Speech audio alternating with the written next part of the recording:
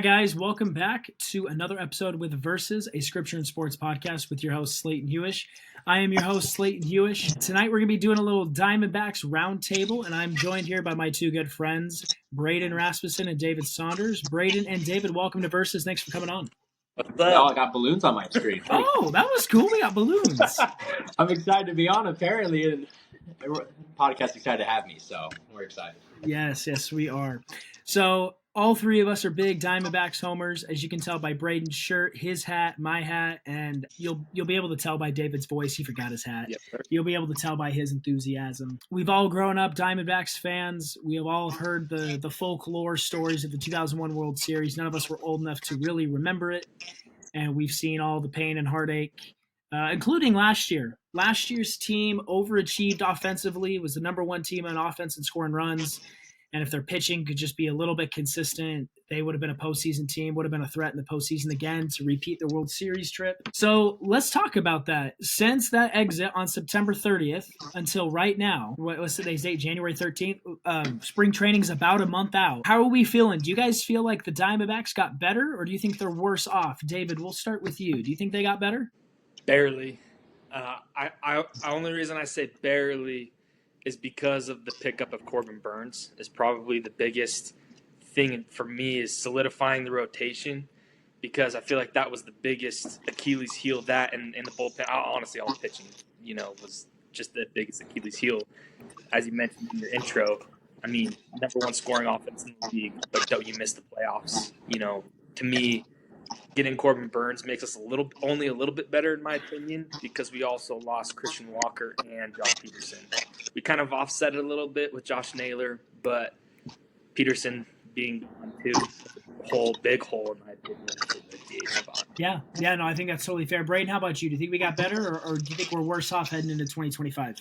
I think we're trending in the right direction. I think we've gotten a little bit better. Like David said, I don't think we're fully there yet. Like, I think there's still moves to be made, but I think picking up Josh Naylor was huge because, one, it doesn't obviously replace the defense of Christian Walker, but it adds, in my opinion, a more consistent at-bat. Because there's times, Christian Walker's getting a little old. He get hurt easier than most, or he'll have just slumps unless you're in Dodger Stadium when he's hitting bombs. I think Josh Naylor will be a more consistent bat from the first base side, which would be nice, and has solid defense too. And then the Corbin Burnes pickup will be awesome. I think it really – we'll fill in that rotation. So right now we got 5 or 6 guys that could potentially start. So I think if one of them goes down, you have those guys proven, Brandon Pfaadt, Ryan Nelson that can step up. So I think trending in the right direction. If you can, you add one more bullpen piece and hopefully a solid DH, or at least re-sign some guys like Randall Grichuk. You get some of those guys back from the DH spot, give them more consistent at-bats. I think better hopes for this upcoming year, I think, in the right direction with the moves that have been made so far. Yeah, I agree with both of you. I mean, let's not squash it. Like, Josh Naylor was the all-star first baseman last year for the American League. 31 home runs, 108 RBIs, hit 270, which is 10 percentage points better than Christian Walker hit last year. And everybody's talking about defense. And the thing I'll say, there's no first baseman in baseball that's better at defense than Christian Walker. So they could have brought in Freddie Freeman, and we would have lost defensively, right? But when you've got a Gold Glove caliber second baseman in Ketel Marte, a Gold Glove in Geraldo Perdomo, and you've got an above average third baseman in Gino Suarez, your first baseman's just got to be able to pick the ball and make sure he can extend and stretch out. And I'm with Braden. I think Naylor brings a little bit more of a consistent at bat. And then going back to David's point with Corbin Burnes, like, Corbin Burnes has been established one of the best pitchers in baseball over the last 5 years. The Diamondbacks have now put themselves in a situation where they could do a 6-man rotation if they wanted to, give guys like Merrill Kelly and Zach Gallen and even Corbin Burnes, who's in his 30s, give him an extra off day. And then, we've got young established guys like Braden said, like Pfaadt and Ryan Nelson. Or maybe they're going to try to get rid of Montgomery. Who knows? I don't know of a team that's going to take his contract. Or maybe Jordan Montgomery is going to come out and show something, and maybe we can get some for him at the trade deadline. I have no idea. But I do know they've got options. I know one of my cousins was telling me he was kind of bummed about Slade Ciccone leaving in that trade for Josh Naylor. And something I told him, I was like, you got to remember, we have Dre Jamison coming back this year. Dre Jamison and Tommy Henry are going to be back. That can be your long 3-4 inning relief pitchers. in the lineup. And Slade, like, yeah, he was one of our better prospects, but I didn't think Slade was anything too special. So I think we definitely got a better return on that trade. I really do love what Mike Hazen's been doing with the fact that we can't pay everybody. And like again, guys like Christian Walker walks, but you're Josh Bell. But I mean, happy for him, right? I do agree. I think we got guys who are going to be coming up in the ranks that will help fill that void. I am curious from you guys though, from a pitching perspective, what do you guys think is the move here on out? Obviously, we have Burns, but right now you've got probably 7 quality starting pitchers in the lineup. If you guys were in Mike Hazen's spot, Braden, will start with you. What would you do? Would you make it a 5-man rotation? Would you expand it to 6? What is your plan of action for the starting rotation?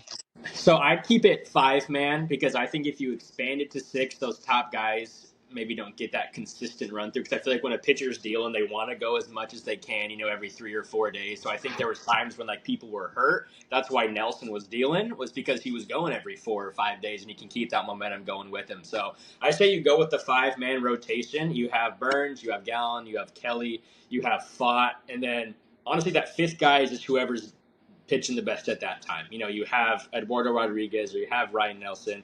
Maybe Jordan Montgomery has a good few weeks here and there. But you have that 5-man rotation solidified, so in case someone gets hurt, you can bring in from the bullpen, or in case one of the starters blows up, you have a guy that can give you 5 or 6 quality innings off of the bench. I think that was something the D-backs struggled with last year, is once the starter blew up, it was kind of game over. Like, I feel like Torrey threw in the white flag whenever we were like out of the game after like 2 or 3 innings because we didn't have that guy. So you have that 5-man rotation. You keep another guy in there for just bullpen relief, 5 or 6 innings when needed. He's dealing. You bring in a guy that's switching out, that's not doing well off the starting rotation. I think that keeps the hot guys hot and gives the guys in the bullpen the opportunity to show themselves. So I say the 5-man rotation with what we've got currently, but it could change. Maybe all of our guys get injured again. You gotta road that down to a 4-man, or maybe everybody's doing, you give everybody 6-man, or you do like a Eduardo Rodriguez, Ryan Nelson, each of them get 4 or 5 innings. We've seen that happen a few times as well, but I think the 5-man is the best form of action in my opinion. So nice. Awesome. David, how about you? What would you do if you were Mike Hazen with the starting pitching? I just don't want to see Joe Mantiply or freaking Scott McGuff freaking pitch a first inning again ever in the Diamondbacks game this year. Like the bullpen games were absolutely horrible, and so I would stick it to a 5-man rotation. And this is the first time in I feel like my lifetime that the Diamondbacks have had plentiful amount of pitchers, depth. I mean, you have Burns, Gallon, and Kelly, who can be a 1 or 2 on really any team. And then from there, you're figuring it out. Figure it out if it's Fott or if it's Montgomery or Nelson, whatever. I just feel like Torrey's going to have to figure out how to give Montgomery and Nelson, in my opinion, time to pitch to be able to either make Montgomery look good so we can deal him by the trade deadline, or to, in some way, him and Nelson, they need to be, if it's a long relief position in the bullpen or what. I don't know. Whatever Torrey's got to do something to figure out how to make them look good. But yeah, that's what I'm thinking. 5-man rotation, probably the best thing for the D-backs this next year. I really like what David said about you either got to set up Jordan Montgomery to where, because it doesn't look like he's going to get a deal done elsewhere, but it's still early. Who knows? We still got 6-7 weeks. But it looks like he's going to be in a Diamondback uniform come opening day. And so we got to do what we can to make him tradable. Because, I mean, for him to go out and basically crap on the stadium, crap on the team, and then for the owner, Ken Kendrick, to come out and say that was the worst move I could have done, like, I don't know how salvageable the relationship is between owner and player. But they got to do something to make him look good. And Braden brings up a good point. You also got Eduardo Rodriguez, who had a down year, but he's on a $20 million a year contract for the next 3 years, and we got to find a way. And he's left-handed, right? And so we got to find a way to find a good blend. And I think that comes down to Torrey. I think it comes down to the new pitching staff because Strami's gone. So I think it comes down to the new pitching staff to find a groove and figure things out. And then I like what you guys are saying, move some of those guys to the bullpen. I mean, I know that's an adjustment for some of the established starters, like maybe Erod or Montgomery, but gotta do what you gotta do to help the team win and be successful. So, and then if we could find a closer, good grief, whether that's through free agency, trade, or maybe J Mart is like, you know what, maybe I'll be consistent, or maybe AJ Puck's the guy. I don't know. Hey, there's been the All right. rumors on Ryan Hensley on the Cardinals, dude. That would be I'm okay with that. money. That would be I'm okay so with that. money. That I would don't be think it'll so happen, money. but it would be sick. That would be sick. So I agree. Speaking of off-season acquisitions, is Corbin Burnes the biggest surprise for you guys, or is there another? Maybe it was a departure that was a surprise. How do you guys feel the Diamondbacks attacked this offseason? David, we'll go back to you. Simple. It's Corbin Burnes. I don't. Every other departure has made somewhat of sense. Josh Bell was like kind of a rental. Jock Peterson, it was like a prove it, get a longer deal year. And then Christian Walker, as much as I love him, and he was perfect for being the successor to Goldie, he's at that like plateau, whatever it seems like, where either we give him a contract for the rest of his career at the Diamondbacks, or we gotta give him away while he's hot, or hope that his career doesn't plummet from there. Something along those lines. So Corbin Burnes, I did not expect us to. I thought our rotation was going to be what it was, and we are going to be shooting with Erod and Montgomery in the rotation, and I was kind of nervous. So, yeah, that's my answer there. Yeah, because to your point, even like our stalwarts, like Gallen and Kelly were, granted they were on the IL, especially Kelly. He's spent the first 3 or 4 months on the IL, but even they looked shaky. And you're like, dude, I don't know if we have a true number one. Mike Hazen's like, I'll bring in Corbin Burnes. He's a proven number one, no matter where he's been. Milwaukee, Baltimore, he's been that guy. So, Braden, how about you? Is Corbin Burnes the biggest surprise, or is there another move that stuck out to you more? I would say Corbin Burnes, because you feel like as a D-backs fan, you feel like you can usually get a handle of what's going to happen in the offseason. I feel like the D-backs are easy to read. We never do like the big moves really, or like there's not, much excitement when stuff goes on, in my personal opinion. But I remember I was sitting in bed. It was like 11:45. And I was scrolling through Instagram before I went to bed, or Twitter or something like that. And I saw D-back signing to Corbin Burnes. I looked at my phone. I was like, dude, it's like 11:45 at night. I'm like, someone's cooking on the East Coast getting these deals for Corbin Burnes to come over. I think I texted Dave. I was like, yo, did you see that? So that was just like super surprising because one, it was super late, which means Mike Hazen, someone was up late cooking up this deal, said we're going to capitalize on this now, which I think was awesome. And two, the D-backs using like deferred big money, I feel like it's never a thing. Having like the D-backs name with a guy with a big contract, I think is awesome. So that was the biggest surprise to me.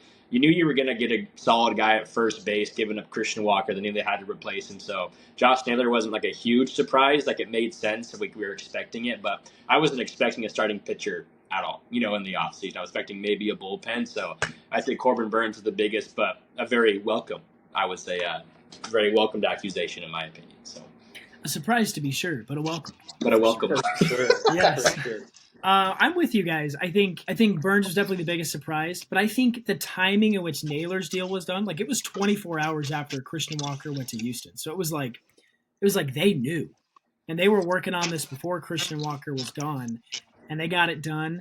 And again, I feel like they gave up something that maybe the Guardians see beauty in Slate Ciccone. I didn't, so I was fine with I that. see beauty in that, man. But. No, I Yes, legit Dave, with, did you have with something? Naylor being signed. I think to me that showed how much Hazen and Kendrick are all in right now. Like to me, that gave me a lot of comfort as a D-backs fan of like we're all sad that Walker's going, but we just got a much younger all-star first baseman with a massive bat. It's like I couldn't be happier, and it's like thank you, hallelujah. Like we're past like the non-spending days of the Diamondbacks, which is nice. That's true. Mm-hmm. For you guys, so now that a lot of offseason acquisitions have happened, do you think there's anything else that the Diamondbacks still need? We talked about it still feels like they're incomplete. They're like 1 or 2 steps away. Braden, we'll start with you. What do you think is that one extra thing the Diamondbacks need to do to be like locked down set? What do you think it is? Yeah, I think it's just you need one arm in the pen. I don't care where it is. I don't care if it's a 5-6 inning guy, if it's the mid closer. You get another guy with Thompson and Ginkel. They're not going to close, but they're going to be in there for the relief. Or you get another closer. Paul Sewell was great while we had him, but he's old. You can't throw it over 90 miles an hour. So I think you had one solid arm to the pen. I think that really sets you up for success. Because I think what our biggest downfall was last year is we had our guys of Thompson, Ginkel, Sewell, Martinez, and we either used them all in one game or didn't use them. And if they weren't good, we had no backup. You had your one guy, and if he basically fluked, then we were done. Torrey, I feel like, threw in the white flag like 10 or 12 times last year. It was like, you know what, we're done. My one guy did bad. Let's not give another guy a chance. If you can bring in one solid arm, he doesn't have to be have to be a sub-2 ERA guy, but can he hold over an inning or two, and can you use him to get out of a jam? We have our 4 guys, but half of the time we go to extra innings and you're using all 4 of them in one game, and then the next game you're kind of screwed because you have no other guys that can throw. So you bring a 5th guy into that rotation, be able to sit Thompson, Ginkel, Martinez a few different times, use him. I think that really will set you up for more success than what we have now. So I think that you need another arm in the pen, and then you're about as complete as you can be with what we're kind of given. Dave, how about you? The bullpen. I mean, if it's adding another arm or just solidifying the bona fide closer, like, so sick of the rotation closer of it being Seawald and then Martinez and then flipping, Gink, like, then Thompson. It's like that experience was last year. Like, that's last year. Put someone in that closer role, or get somebody who can be in that closer role, or something, and like solidify who your closer is so everyone can play their role. Because I think everyone outside of their role was what would cause a lot of chaos in the bullpen going down the stretch. And in my opinion, ultimately was the reason we weren't in the playoffs. That's my opinion. Like, getting a Ryan Helsley would be awesome. Maybe one of our starting pitchers being one of the, if it's Nelson, or if it's Fod, or if it's Erod or Montgomery, being in the bullpen to be that 6 or 7 guy, that 6 or 7 inning guy to set up Gink and Thompson. You got to figure out the bullpen. You got to figure out your closer. That's, I think, screwed us at the end of last season. A stat I saw the other day that was kind of concerning. The Diamondbacks have not had a relief pitcher top 30 saves in 7 years. That's crazy. And it was Brad Boxberger. Do you guys remember Brad Boxberger? Goodness, the dude wore his hat like. Do you guys remember his? Do you guys remember his his jersey, the box emoji, the burger emoji? Dude, Emoji Day, that was awesome. So yeah, I saw that stat and I was like, yeah, we definitely need a closer. So with that in mind, do you guys think there's anybody on the hot seat right now? Do you think either position player, a pitcher, a starting pitcher, manager? Do you guys think there's a hot seat? I got 2. Me too. Things kind of up in the air. I think one, nothing but love, but Torey Lovullo's on the hot seat. It's number 1. It's not really close. Where Mike Hazen is giving him these opportunities to put together a good team, and he just needs to show that he can coach. A lot of people say in our 2023 World Series run, he got lucky, which very well could have been the case, because I feel like he didn't do a lot of coaching. It just kind of worked out into our favor, that kind of thing. So Hazen is giving him these guys, and he needs to put together, a solid rotation. So it gets to the point, you get rid of a lot of our, pitching coaches, first base coaches, things like that. The next is the head coach, So if it's not this year, Torrey's going to be gone. So I think Torrey is one, and then I hate to say it, but I think Zach Gallen and Merrill Kelly are also on the hot seat. They're aces, proven, but they're getting older. And if they're not going to live up to what they were 2 or 3 years ago, they're going to shop them while they still can get something good for them. It's pretty much the same thing. It comes down to Christian Walker. You don't want to hold him on for so long where he loses all of his value. You can't get anything for him. I want Gallen and Kelly to be D-backs for life. I think they're really built up our pitching rotation and our studs, but they're getting old. They're going to want money. and they have to prove that they're worth that money this year. You know, not getting hurt when they're in, being consistent. Like I feel like we didn't have a number one last year. Like he was like legitimately like Brandon Fott was the number one for like 2/3 of the year because one he was healthy and two he would actually pitch good games. Like Kelly and Gallen just didn't have it last year. I feel like so they have a good year. I think we're going to be set, but either Torrey and then those two aces that proven could be are I think on the hot seat if it doesn't go well this year. Yeah. Dave, how about you? Do you think there's a hot seat, and how hot do you think that hot seat is? I think Braden's right about all three of those guys. Might be like your hot take, but I think Alec Thomas, in my opinion, is on the hot seat. I only say that because the outfield's stacked, and with how Jake McCarthy played last year, Jake McCarthy outplayed Alec Thomas, but also Alec Thomas hurt a lot. And so if Alec Thomas can't prove his worth and that he's honestly worth more than Jake McCarthy, him or Jake McCarthy would be a smart person to deal to get some type of asset if it's for an arm or whatever for the bullpen. Yeah, I'm gonna be honest. I forgot Alec was on the team until just now. I only found that out. He didn't even play last year. No, it's all Jake McCarthy, dude. Dude, no, he's definitely on the seat. That's facts. Jeez. And you feel bad for him because last year he had a pretty good start, and then he hurts his arm, and he goes to the minors, re-aggravates it, gets healthy, AAA, hurts his hamstring again, back on IR. IL. No, IL's football. He's back on the IR. Finally comes back up 2 weeks later, back down, and then he kind of stayed down the rest of the year because he couldn't get healthy. And you were like, dang, man. So I almost feel like last year was rough. But to Dave's point, I mean, I almost feel the same way with all those guys. Like, Corbin Carroll had a really bad sophomore slump hitting. Gabby Moreno had a really bad sophomore slump hitting. Granted, Gabby was on the IL a little bit too, and I think Gabby, I think, is already the best catcher the Diamondbacks have had in terms of power and pop speed and throwing guys out. But I think anybody in the outfield is subject to a trade for a big-time arm. The only one who's probably not is Lourdes because of the extension. I don't think anybody wants that money from Lourdes. But, I mean, Pavin Smith could be dealt. Jake McCarthy could be dealt. I don't think Corbin will. But I expect Corbin to bounce back this year. But if not, I mean, you like David said, you got 5 talented outfielders. There's only 3 spots. One of them can DH. But the way Alex swings, Alex not the DH. Unless it's in the 8th inning or later, then maybe the DH. Yeah, and the tough part on that, too, is all those guys are lefties. You can't just move them to the infield. Exactly. You know, it's either outfield or bust. So if you're not going to do well, there's not a spot for you, pretty much. Yep. You know, and you're not going to have respectfully, Alec Thomas, Jake McCarthy, DH as your go-to. You know, you don't want bases loaded bottom of the 9th, you're down 3, Jake McCarthy coming up in there and button. You know, like it's just not going to work. So I 100% agree. I personally would like to see Alec Thomas dealt. I feel like that would just open up so much room. His glove is amazing.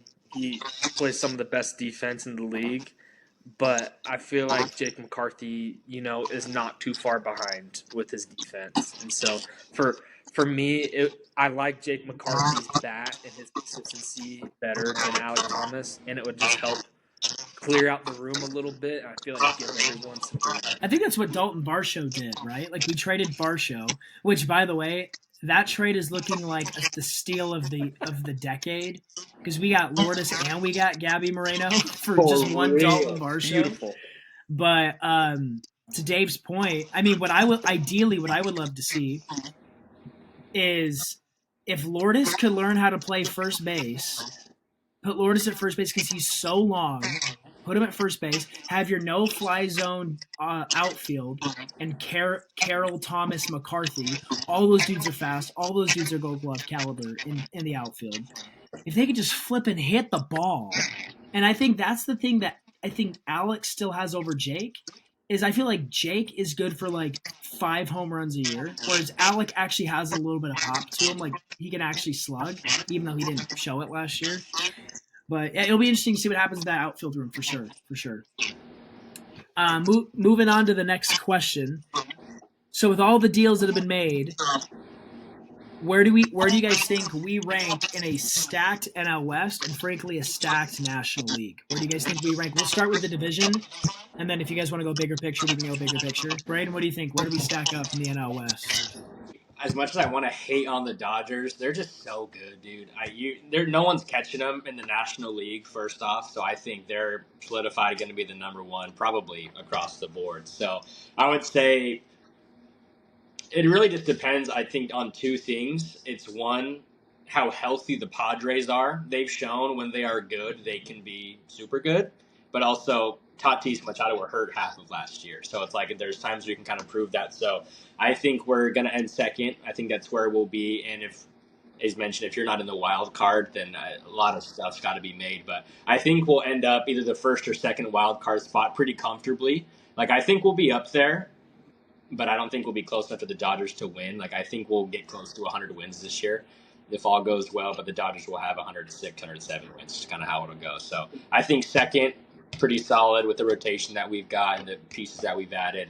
And then hopefully a first wild card as well, but there's some of those other NL teams like that could come out of nowhere. So I think you aim for that top wild card spot. Like Dave said, you're happy with the second wild card spot, but I think it'll be a comfortable margin if we're at that point, just of how solid we can be. And if we win the NL West, I think there's a good chance we go all the way.